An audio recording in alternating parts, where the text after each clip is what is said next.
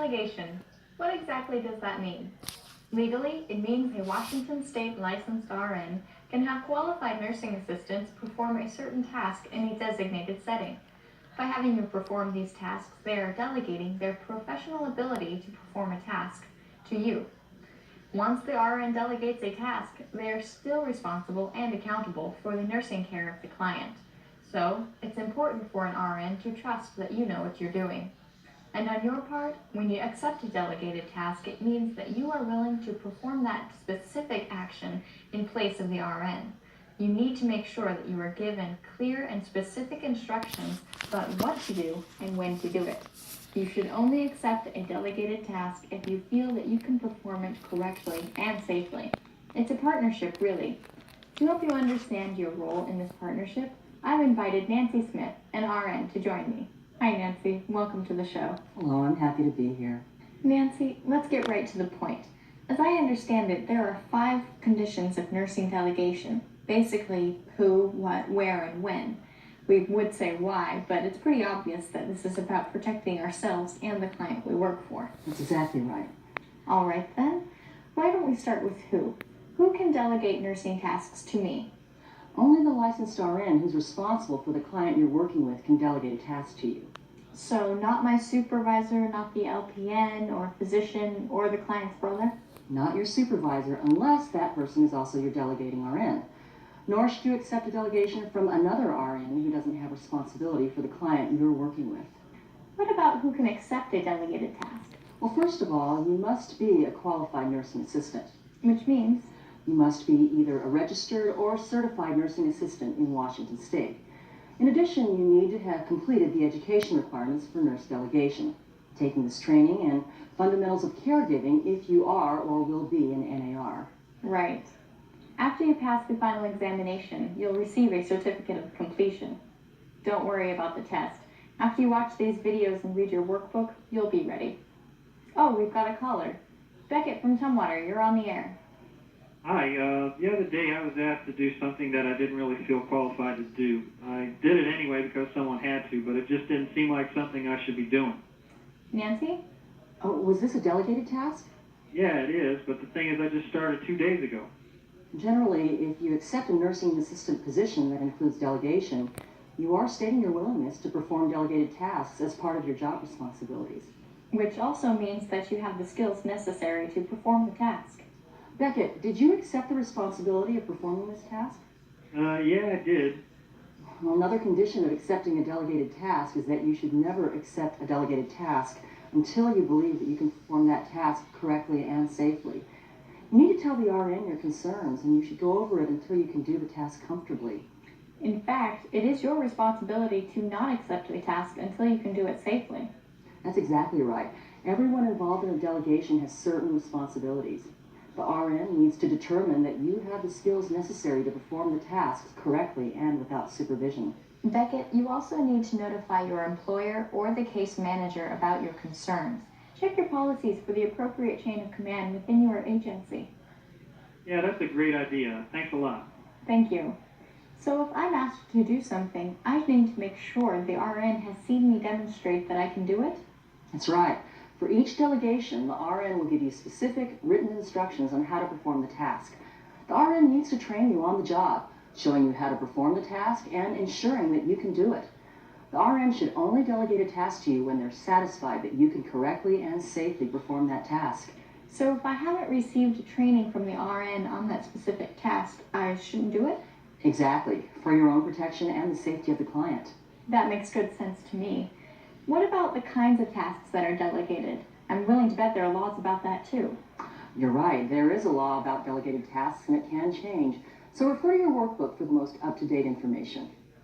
Some of the most commonly delegated tasks are administration of oral and topical medications and ointments, administration of nose, ear, and eye drops and ointments, administration of rectal and vaginal suppositories and enemas, dressing changes, urinary catheterization, blood glucose monitoring, and gastrostomy feedings. And the tasks I can't do? Nursing assistants are not allowed to do injections other than insulin, and you should not be asked to perform any sterile procedures or central line maintenance. You're not permitted to perform these tasks. Sounds like a good policy. We've got another caller. Karen from Spokane, you're on the air. Yes, thank you. I work with several clients who need their blood sugar checked on a daily basis. Can the RN train me on one client and then can I do the task for others? Or does she have to provide me specific training for each client? Good questions. Thanks. Nancy? The answer to the first question is no. A delegation only applies to one client. Training and delegation must be specific for each client. But the delegating RN doesn't have to watch you demonstrate the procedure on each and every client. He or she may feel comfortable in your skills and can then delegate accordingly. So I need to feel comfortable doing a task and feel I've been trained properly to perform it on that particular person? That's right. And each delegation is specific to only one task and only on one client. So if I have been delegated blood glucose monitoring on one client, does that mean the RN can delegate dressing changes on that same client? Yes, but the RN must go through each of the steps of delegation for dressing changes. For that client? You got it. All right, what about where? Where can a delegation happen? The law states where delegation can happen. Just like with what you can do, the law can change. So you should refer to your workbook for the latest information. How long does a delegation last? The delegation of the task lasts as long as the client needs that particular task to be done.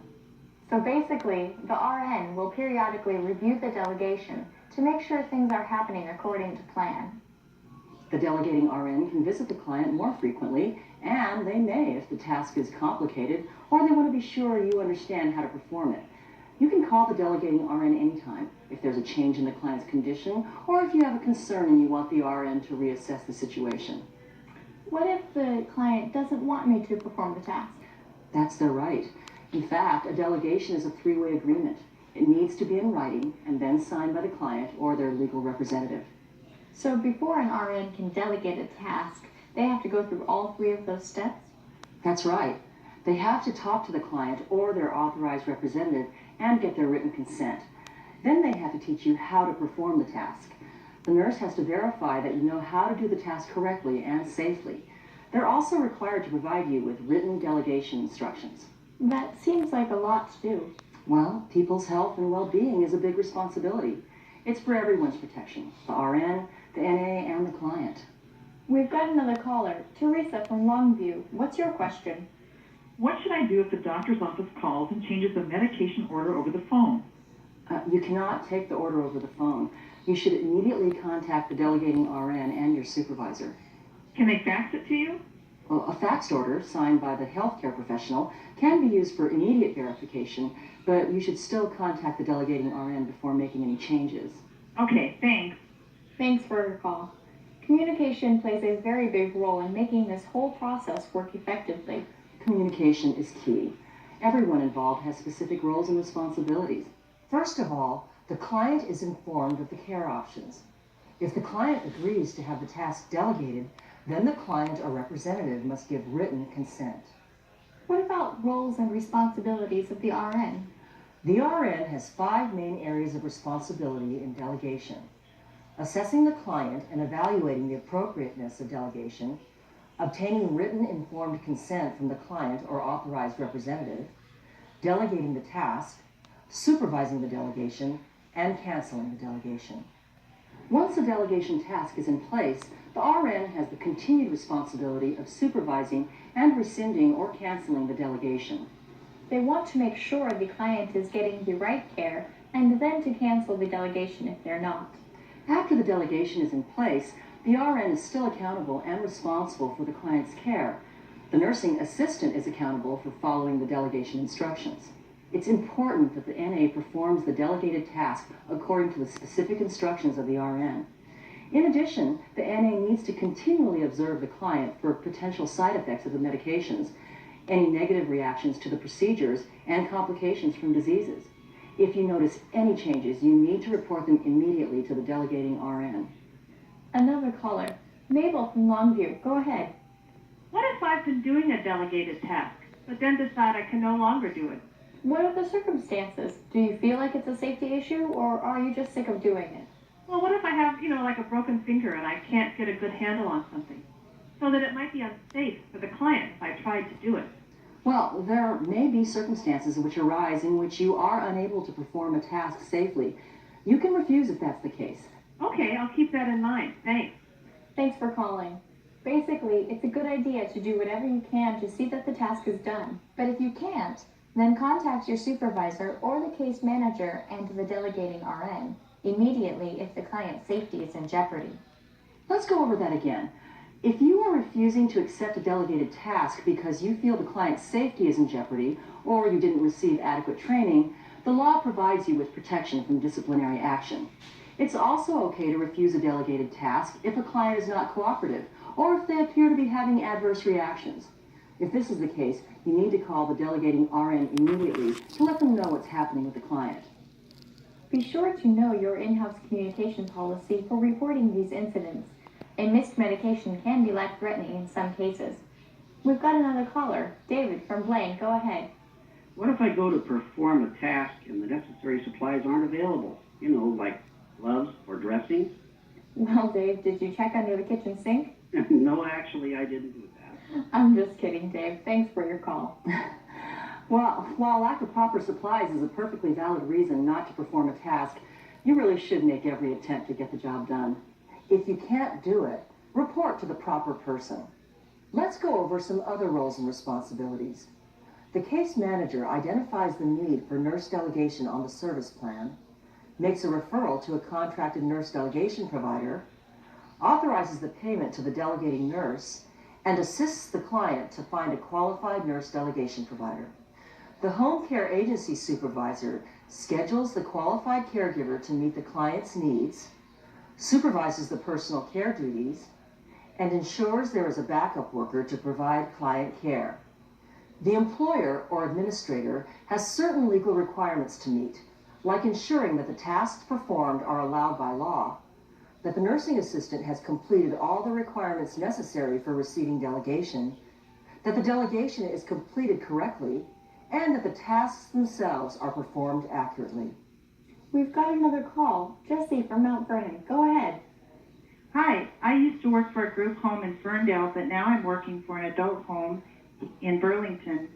The in-house policies are really different. Is there a right way and a wrong way to do things? It is the responsibility of the employer or the administrator to set policies to provide the best client care given the size of the facility and the level of staffing. You should have a very clear understanding of the nurse delegation rules and also the policies of the home or facility where you work as well. So although the nurse delegation rules are the same, the in-house policies may differ from facility to facility. That's right. It is very important that you discuss the facility policies with your employer or administrator. Make sure you understand the communication processes that are in place. So things like who to call in case of emergency, things like that? That and even minor things like what to do if you run out of necessary supplies. Okay, great. Thanks. You're welcome. We've got another caller. Josh from OMAC, go ahead. Hi, Sherry. Hi, Ms. Smith. My question is this. What if an RN quits and a new one comes on board? Does he or she have to go through all of the steps again? Thanks for your call. Nancy? New RNs can assume the delegating responsibilities if they know the client's condition based on their own assessment, if they know the skill level of the nursing assistant performing the delegation, and if they're familiar with the plan of care. Okay, so the new RN checks the delegation plan, sees how the client is doing, and checks out the skills of the NA. That's right. And the RN needs to notify the client and document the change in his or her record. What if the delegation is canceled? Once the delegation is canceled, the RN needs to document the cancellation and help to develop a plan to continue to meet that client's care needs. When would an RN cancel a delegated nursing task? There are a number of reasons an RN would find it necessary to rescind a task. First and foremost, if the RN thinks the client's safety is being compromised or if their condition is no longer stable and predictable, delegation will be stopped. The RN may also stop delegation if she or he feels that the condition of the setting is such that delegation of the task is difficult. What if the client asks that the delegation be canceled? Once again, the client or an authorized representative has that right. RNs take on tremendous responsibility when delegating a task. They really do want to make sure it's being carried out correctly. They certainly do have a great deal at stake: their license, their reputation, and the health of their client. Well, as you mentioned earlier, it really is about partnership. An RN and the NA both play a very critical role in the care and well-being of the clients. Well, time is running out, but let's take a minute to recap. What do you think are the most important lessons, Nancy? First of all, don't accept delegation from anyone other than the RN responsible for the client you're working with. Ask plenty of questions so that you understand exactly what you're supposed to do. Report any changes in a client's status immediately. Know and understand the process for how you communicate with the delegating RN. And finally, if you don't think you can do the task safely, don't accept the delegation. Very good. Thanks, Nancy. That's all for now.